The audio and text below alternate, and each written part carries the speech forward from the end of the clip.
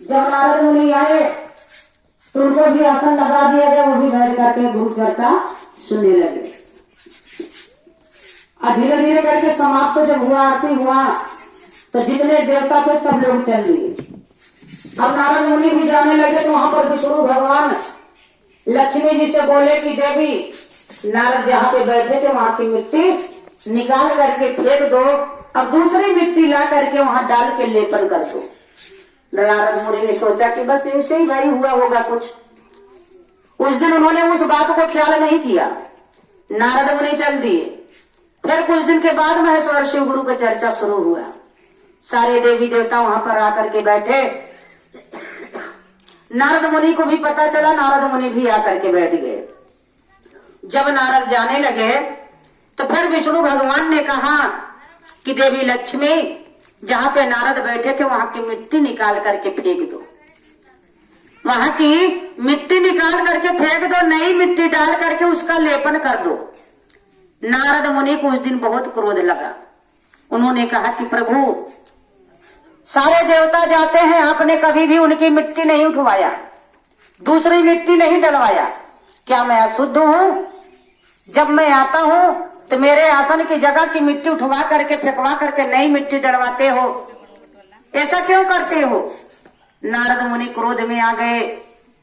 विष्णु भगवान ने कहा कि मुनिवर क्रोधित ना हो, हम आपको समझाते हैं, क्योंकि यहाँ जितने देवता बैठे थे सब लोगों ने गुरु बनाया था और उनके शरीर शुद्ध है, और तुम एक ही ऐसे देवता हो जो अभी तक तुम्हारे जीवन में गुरु नहीं, जहां तुम बैठते हो वहां की धरती अशुद्ध हो जाती है, इसलिए वो धरती हम लोग वहां की मिट्टी निकलवा करके फेंकवा करके नई मिट्टी डलवा करके लेपन कराते हैं। तब नारद मुनि ने कहा कि तब ये बताओ हम गुरु कैसे बनाए? तो उस समय विष्णु भगवान ने कहा कि अगर तुम्हें गुरु ही बनाना है तो जाओ ऐसा करो, कल का सुबह कोई भी व्यक्ति जो भी तुम्हें सुबह पहले मिल जाए उसी को तुम अपना गुरु मान लेना। अब नारद मुनि तो चल दिए, उनके नींद ही नहीं लगा।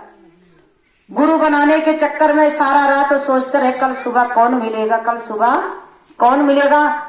उस दिन नारद मुनि 4 ही बजे उठ गए और 4 बजे उठ करके वो पृथ्वी का भ्रमण करने लगे गुरु बनाने के चक्कर में, और उतने सुबह कोई मिलता नहीं। अब नारद मुनि देखे तालाब पर एक मछुआरा जाल लेकर के जा रहा है। नारद मुनि दौड़ते हुए गए, बोले कि भैया रुक जाओ, हमें आपको गुरु बनाना है। पीछे पीछे नारद, आगे आगे मछुआरा जाल लेकर के जा रहा है।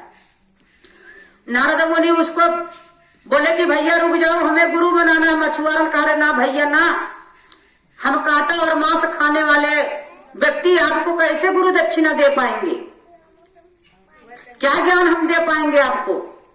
अब नारद मुनि ने कहा कि प्रभु कहे चाहे जो भी व्यक्ति मिल जाए, लेकिन मिला तो ये मछुआरा मिला। मन में घृणा आ गया, और मछुआरे के रोक करके उन्होंने जबरदस्ती उसे अपना गुरु बना ली। और गुरु बना करके मछुआरों ने कहा भैया हम ज्ञान तुम्हें क्या देंगे, अरे चलो यही हमारे साथ आज दिन भर कांटा में मछली को फंसाओ, यही ज्ञान हमारे पास है। अब नारद मुनि ने वैसा ही किया, लेकिन मन उनका भुसरा रहा है कि गुरु किसको बनाए, ये कांटा और मांस खाने वाले को। अब फिर गुरु तो बना लिए नारद मुनि। फिर कुछ दिन के बाद फिर गुरु की चर्चा शुरू हुई और वो फिर वहां पर पहुंचे। और उस दिन जब पहुंचे तो उनको फक्र था कि अब तो हम गुरु बना लिए हैं, अब हमारी जहां आसन लगेगी वहां की धरती अशुद्ध नहीं होगी। लेकिन फिर नारद मुनि वहां पर बैठे और जब सब लोग जाने लगे, चर्चा समाप्त हुआ, नारद मुनि भी जाने लगे। लेकिन नारद मुनि ने रुक करके देखना शुरू किया कि लाओ देखे बतिया ये सत्य हुई कि अभी तक भी हम आप दुग्ध में हैं। नारद मुनि ने जब देखा, जैसे ही नारद मुनि पीछे हुए, विष्णु भगवान ने कहा कि देवी यहाँ की मिट्टी उठा करके डाल दो और नई मिट्टी ले आकर के डाल के लेपन कर दो। नारद मुनि सामने आगे बोले प्रभु अब तो हमने गुरु बना लिया, फिर क्यों आप कह रहे हो कि मिट्टी दूसरा डालो, अभी भी हम शुद्ध नहीं हुए क्या? प्रभु ने कहा कि नारद तुमने गुरु किसको बनाए? बोले प्रभु क्या बताए, उसी मछुआरा तो बनाए जो दुरिये से गन्हा रहा था, वहां से आ रहा था दुरिये से।